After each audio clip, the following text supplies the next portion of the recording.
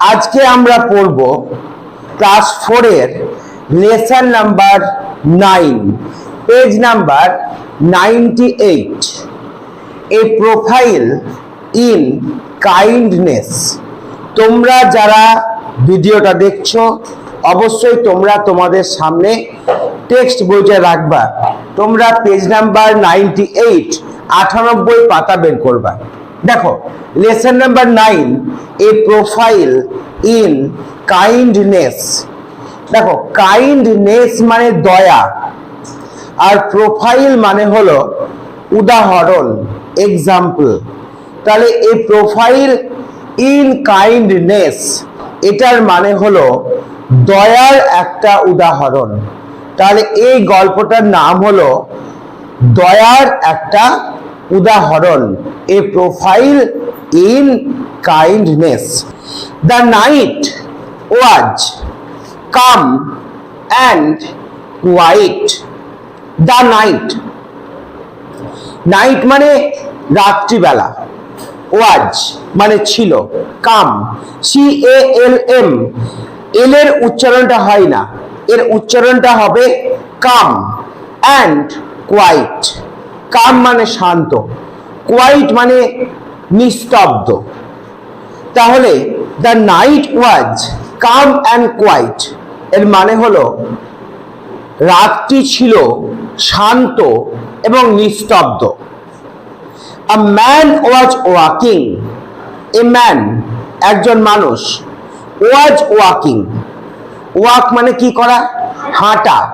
তাহলে a man was walking মানে একটা মানুষ হাঁটছিল, alone, alone মানে একা, in the dark অন্ধকারের মধ্যে।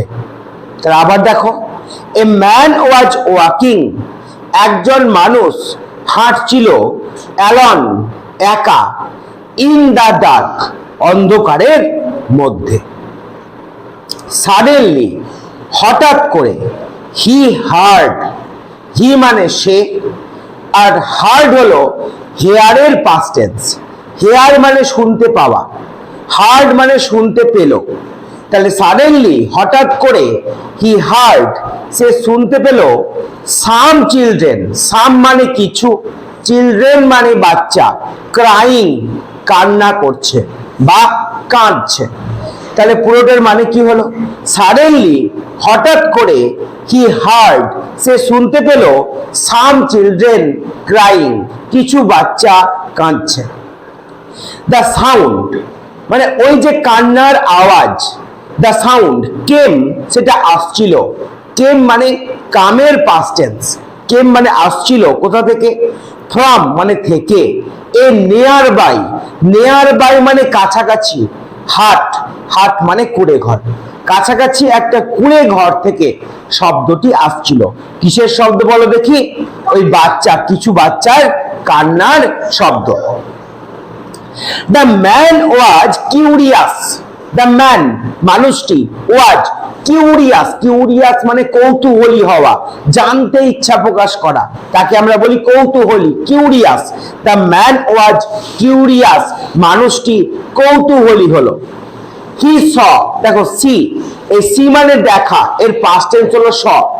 হি স সে দেখলো, এ ফেন্ট লাইট, ফেন্ট মানে আবছা, লাইট মানে আলো, একটা আবছা আলো, কামিং সেটা আসছিল, ফ্রম দ্য হার্ট কুড়ে ঘর থেকে।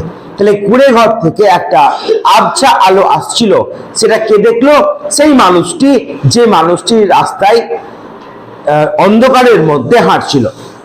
হি কেম সে এলো, ক্লোজ কাছাকাছি, টু দ্য হার্ট সেই কুড়ে ঘরের।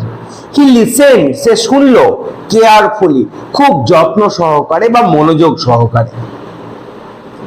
তাহলে প্রথম থেকে আরেকবার দেখো, দ্য নাইট ওয়াজ রাত্রি ছিল, কাম, কাম মানে শান্ত, অ্যান্ড কোয়াইট মানে নিস্তব্ধ। এ ম্যান ওয়াজ ওয়াকিং মানে বলো একজন মানুষ হাঁটছিল, অ্যালন মানে কি একা হাঁটছিল, ইন দ্য ডার্ক অন্ধকারের মধ্যে। সাডেনলি হঠাৎ করে, হি হার্ড সে শুনতে পেল, সাম চিলড্রেন কিছু বাচ্চা ক্রাইং কাঁদছে।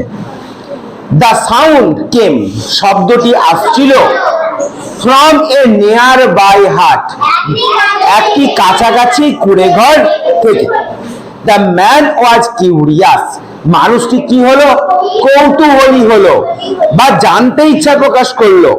হি স, সে দেখলো, আ ফেন্ট লাইট, একটা আবছা আলো, ফেন্ট মানে আবছা, লাইট মানে আলো, একটা আবছা আলো, কামিং, আসছিল, ফ্রম দা হাট, সেই কুঁড়েঘর থেকে।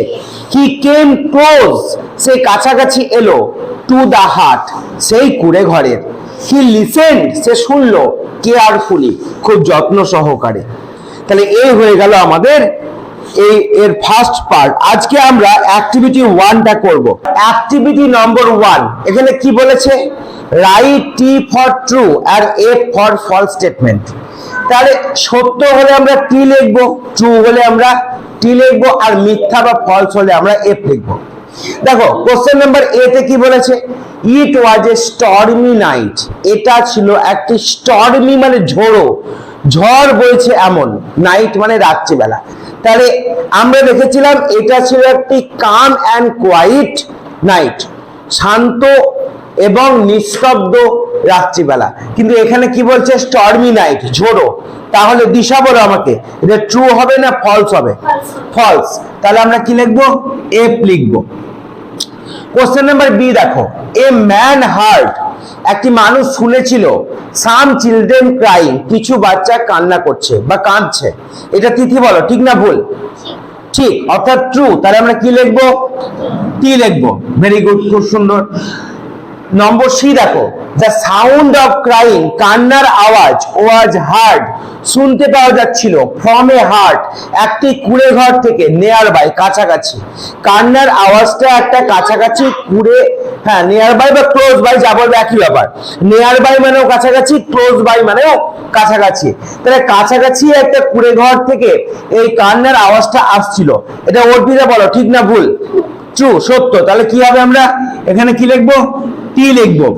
এরপরে দেখো question number D, the man moved, মানুষটি চলছিল, far away from the heart, মানে মানুষটি সরে গেছিল, ফার অ্যাওয়ে মানে অনেক দূরে, ফ্রম দ্য হার্ট, কুঁড়ে ঘর থেকে। মানুষটি কি কুঁড়ে ঘর থেকে অনেক দূরে চলে গেছিল নাকি কুঁড়ে ঘরটির কাছে গেছিল? কুঁড়ে ঘরটির কাছে গেছিল। তাহলে অহনা বলো, এটা ঠিক হবে না ভুল হবে, ট্রু না ফলস হবে? এটা হবে ফলস। তাহলে আমরা কি লিখবো, এফ লিখবো। এই হয়ে গেল অ্যাক্টিভিটি নম্বর 1। এবার অ্যাক্টিভিটি নম্বর 2 এ কি বলেছে দেখো, হি লিসেন্ড কেয়ারফুলি, সে যত্ন সহকারে শুনেছিল। হোয়াট ডু ইউ থিঙ্ক, তুমি কি মনে করো, the man was listening to, মানে মানুষটা কি শুনছিল। ডিসকাস উইথ ইউর পার্টনার, তোমার যে সঙ্গী তার সঙ্গে আলোচনা করো, অ্যান্ড টেল দ্য ক্লাস, ক্লাসের মধ্যে বলো। অর্থাৎ অ্যাক্টিভিটি 2টা হচ্ছে আমাদের স্পিকিং, অর্থাৎ এটা পরীক্ষায় আসবে না, এটা আমাদের বলতে হবে, আলোচনা করতে হবে যে মানুষটি অ্যাকচুয়ালি কি শুনছিল। মানুষটি বাচ্চা ছেলের কান্না শুনছিল, সেটা কিন্তু তোমার যে পার্টনার আছে তার সঙ্গে আলোচনা করবে। তো এটা হচ্ছে তোমাদের কোন রিটেন এক্সামের জন্য নয়, এটা হচ্ছে তোমাদের ক্লাসের মধ্যে বলার জন্য। তাহলে এই হয়ে গেল আমাদের অ্যাক্টিভিটি 1 এবং অ্যাক্টিভিটি নম্বর 2।